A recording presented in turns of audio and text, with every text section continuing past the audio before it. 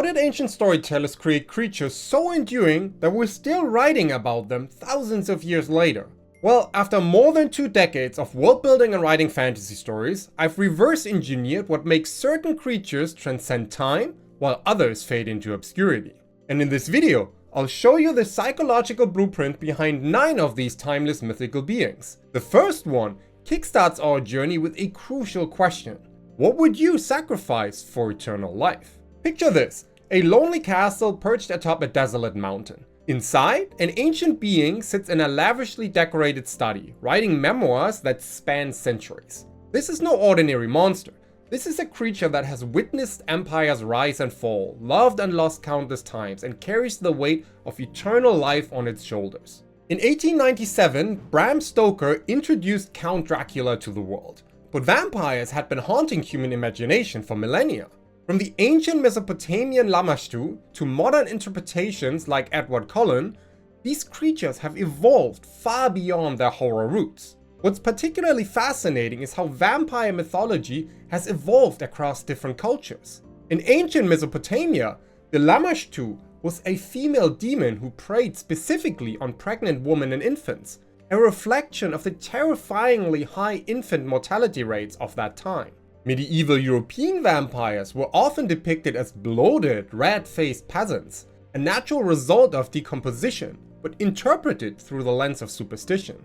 Fast forward to the Victorian era, and vampires transformed into aristocratic figures, reflecting that period's anxieties about class, sexuality, and foreign influences. Stoker's Dracula wasn't just a monster, he was a foreign nobleman threatening proper English society.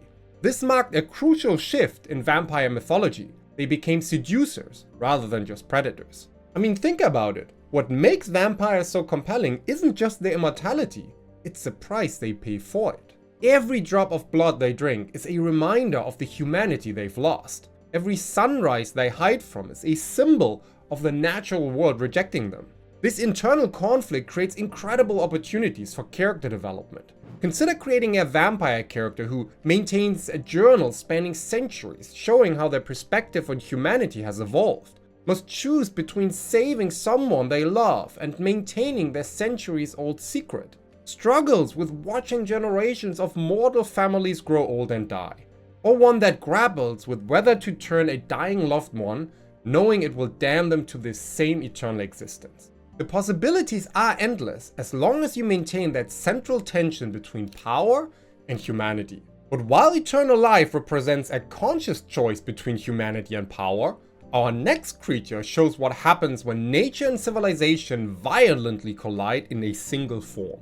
Deep beneath an ancient palace lies a maze of shadows and whispers. But the real horror isn't being lost in there. It's what's hunting you through those twisting corridors. The origin of the Minotaur is a masterclass of how ancient storytellers wove together tragedy, horror, and divine punishment. King Minos of Crete prayed to Poseidon for a sign of his right to rule, and the god sent him a magnificent white bull from the sea. Minos was supposed to sacrifice this bull to honor Poseidon, but its beauty was so great that he decided to keep it, sacrificing a lesser bull instead.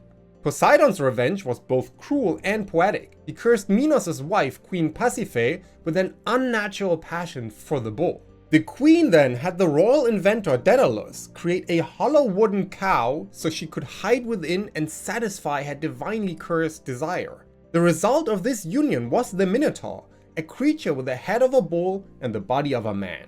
But the tragedy doesn't end there. The young Minotaur named Asterion grew increasingly violent and uncontrollable. King Minos, unable to kill his own wife's son, but equally unable to let him roam free, commanded Daedalus to build the labyrinth. A maze so complex that even if the Minotaur managed to break free, it would become lost trying to navigate the maze. What makes this creature truly powerful for fantasy writers is what it represents, the beast within civilization. When writing Minotaur-like creatures, consider these elements. The contrast between their physical power and their tragic origins. The symbolism of their containment.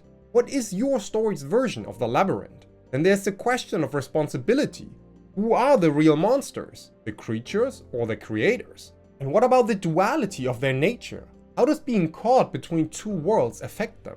But while brute force can dominate the body, our next creature proves that true power lies in dominating the mind. In ancient times, travelers would rather face armed warriors than approach a certain creature whose weapon weren't claws or fangs, but something far more dangerous: questions. The Sphinx's evolution across mythologies reveals a fascinating transformation in how ancient cultures viewed the relationship between power and wisdom.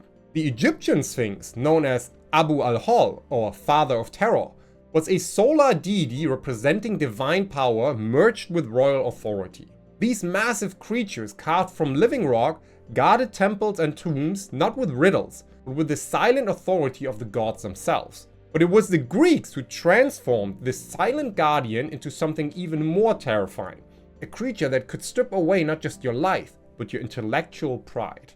Their Sphinx, often depicted as a winged lioness with a woman's head, brought death not through violence, but through the inability to understand oneself. The famous riddle, what walks on 4 legs in the morning, 2 legs in the afternoon, and 3 legs in the evening, isn't just a clever puzzle. It's a question about the fundamental nature of human existence. The answer, a human, forces us to confront our own mortality and the stages of life we all must pass through.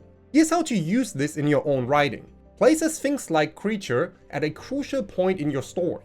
But instead of just asking riddles, make its questions force your characters to confront uncomfortable truths about themselves. The true test isn't solving the riddle, it's dealing with what the answer reveals. Now, having said all that, what if the monster your characters fear isn't some distant threat, but the darkness lurking within themselves? Sometimes the scariest monster isn't the one that wants to kill you, it's the one that could be sitting next to you right now, fighting a monthly battle against their own nature.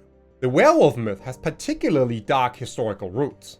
During the witch trials of medieval Europe, accusations of lycanthropy, the ability to transform into a wolf, led to very real deaths. The 1589 werewolf trials in Germany alone saw dozens of people executed for supposedly transforming into wolves and attacking livestock. What makes this even more fascinating is how the werewolf myth adapted to reflect society's fears. In medieval times, werewolves represented the fear of outlaws and those living beyond civilization's bounds. During the Industrial Revolution, they became symbols of a man's struggle to contain primitive urges in an increasingly regulated world. The physical transformation itself is a masterpiece of psychological horror. Early stories described it in agonizing detail, bones cracking and reforming, skin splitting as fur pushes through, the mind clouding as human consciousness gives way to animal instinct. This perfectly captures the horror of losing control over one's own body and mind. The lunar cycle adds another layer of brilliant storytelling potential, creates a countdown, a sense of inevitable transformation. Your character might be the most controlled, disciplined person in the world, but when that full moon rises, none of that matters. Modern fantasy writers can explore this theme through various lenses. There's social anxiety. The werewolf is a metaphor for fitting in. Then there's mental health, the transformation as a cycle of illness and wellness. We also have identity, the struggle between different aspects of self. And there's addiction, the monthly change as a compulsion that must be managed.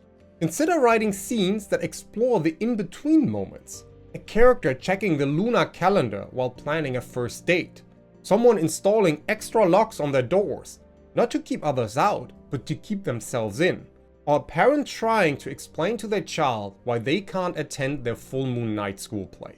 But leaving those personal demons behind us, let me show you a creature so powerful that entire civilizations have worshipped it as a god. How is it that a single type of creature managed to dominate the mythology of countless cultures on Earth, from the smallest villages to the greatest empires? Well, the answer lies not just in what dragons represent, but in how they've adapted to reflect humanity's changing relationship with power. In ancient Mesopotamia, the dragon Tiamat embodied primordial chaos, while in Chinese mythology, dragons controlled the very elements that sustain civilization: rain, wind, and waters. Norse mythology gives us different dragons entirely. Fafnir began as a dwarf who was transformed by his greed into a dragon, while Nidhogg gnaws at the roots of Yggdrasil, the world tree. These dragons represent corruption and decay rather than divine power. What's particularly fascinating is how dragons evolved alongside human technological progress. As humanity developed more sophisticated weapons and defenses, dragons gained new abilities to counter them. Medieval European dragons developed scales harder than any armor, while Chinese dragons became increasingly spiritual and ethereal. This gives you incredible flexibility as a rider. Your dragons can be anything from mindless destructive forces to ancient philosophers with scales.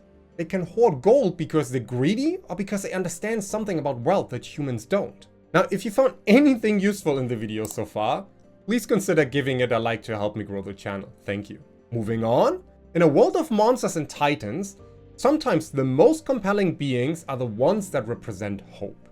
So what kind of creature could be so powerful that kings would wage wars to capture it, yet so pure that only the innocent could approach it? The unicorn's journey through mythology is a remarkable story of transformation. In ancient Mesopotamian art, they appeared as fierce, bull-like creatures with a single horn, symbols of masculine power and aggression. Persian accounts describe the Karkadan, a creature so violent it could skewer elephants with its horn.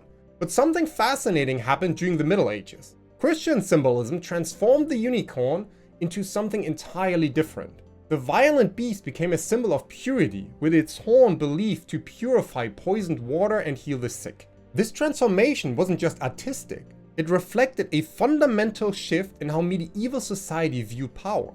The famous medieval tapestries, The Hunt of the Unicorn, tell an entire story about this duality. The unicorn is both powerful enough to defeat armed hunters and gentle enough to lay its head in a maiden's lap. This paradox that the purest creature could also be the most powerful created a new kind of fantasy archetype. Here's how to use unicorns effectively. First, don't just make them rare magical horses. Make them living embodiments of something precious that's been lost. Maybe they only appear in places when nature is still pure, making them tragic figures in a world of growing corruption. But also consider these storytelling possibilities. Unicorns as witnesses to environmental destruction. Their horns as symbols of lost wisdom rather than just magical tools. Their rarity as a reflection of humanity's lost innocence. And their ability to heal as a metaphor for redemption. But from the tales of hope, let me plunge you into one of humanity's oldest and deepest fears next. Imagine something so vast that when your characters first spot it, they mistake it for an island. Now, imagine that island opening its eyes. The Kraken emerges from a very real human experience. The terror of ancient sailors confronting the unknown depths of the ocean. Early accounts often confused whale sightings, giant squid encounters, and unexplored islands, creating a composite monster that represented everything mysterious about the sea. Norse mythology described the Kraken as so massive that its body could be mistaken for a chain of islands, and when submerged it could create whirlpools capable of dragging whole ships to their doom. But what's truly fascinating is how this myth evolved alongside maritime exploration. As humans began to chart the oceans and understand marine biology, the Kraken didn't disappear, it adapted. It became less about physical size and more about the psychological terror of confronting something utterly alien to human experience. Modern interpretations often emphasize its intelligence, suggesting a creature not just physically vast, but mentally unfathomable. But here's the clever part, the Kraken works best when you don't show it completely. Let your characters see parts of it. A tentacle here, a giant eye there. Let their minds fill in the gaps with something worse than you could ever describe. But with all this maritime terror, what if the key to your story lies not in choosing between civilization and nature, but in finding a way to bridge them? Ancient storytellers created a being that could outrace the wind, yet solve complex mathematical equations. A creature that perfectly balanced raw power with philosophical wisdom. Greek mythology presents centaurs in a fascinating duality. Most were wild, violent creatures, represented by the constellation Sagittarius, the archer. But then there was Chiron, the legendary teacher of heroes, skilled in medicine, music, and prophecy. This contrast created a rich template for exploring the balance between intellectual and physical power. What makes centaurs particularly interesting is how they embody the complexity of human nature. Unlike werewolves, who switch between human and animal forms, centaurs permanently exist as both. This creates unique storytelling opportunities. How does a being with two natures view the world? How do they reconcile their different instincts? Historical accounts of centaurs often connected them to the first horseback riders encountered by ancient Greeks. To someone who had never seen mounted cavalry, a rider and horse might appear to be a single creature. This gives us insight into how to write convincing centaurs. They are not just horse-human hybrids. The representations of humans can transcend their natural limitations. This makes them perfect for stories about finding harmony between opposing forces. Your centaur characters can be warrior poets, philosopher hunters, or sage explorers. They can show your human characters that they don't have to choose between civilization and nature. They can embrace both. Now, for our final creature, let me show you the ultimate symbol of hope. A being that proves that even death itself isn't the end. Imagine walking through a desert wasteland where nothing has grown for centuries. The air shimmers with heat and hope feels as distant as rain. But then, in the distance, a brilliant light flares against the desolation. As it approaches, you realize you're witnessing something impossible, flames that create rather than destroy. The phoenix appears across an astounding range of mythologies, each adding unique elements to its symbolism. Egyptian mythology gives us the Bennu, a self-created being that played a role in the creation of the world. Chinese mythology represents the Feng Huang, which appears only in times of peace and prosperity. Persian legends tell of the Simurgh, a creature so old it has seen the world destroyed 3 times over. What makes the phoenix particularly powerful as a storytelling device is its relationship with destruction. Unlike dragons, which might breathe fire to destroy, the phoenix's flames are fundamentally creative. Its death is not an end but a transformation, and crucially, this transformation affects not just the phoenix but its surroundings. This creates fascinating possibilities for fantasy writers. Imagine a phoenix rising not just from its own ashes, but from the ashes of a burned forest, its rebirth triggering the regeneration of the entire ecosystem. Or consider a phoenix whose cycle of death and rebirth is tied to the fate of a kingdom or a magical system. So consider these aspects when writing about phoenixes. First, the varying length of their life cycles, the different ways they might be reborn, their relationship with time and memory, and lastly, the effect of their presence on the world around them. One particularly effective approach is to tie your phoenix's cycle to your story's themes. If you're writing about recovering from loss, maybe your phoenix's rebirth is gradual rather than instantaneous. If your theme is about the price of immortality, perhaps each rebirth costs the phoenix some of its memories.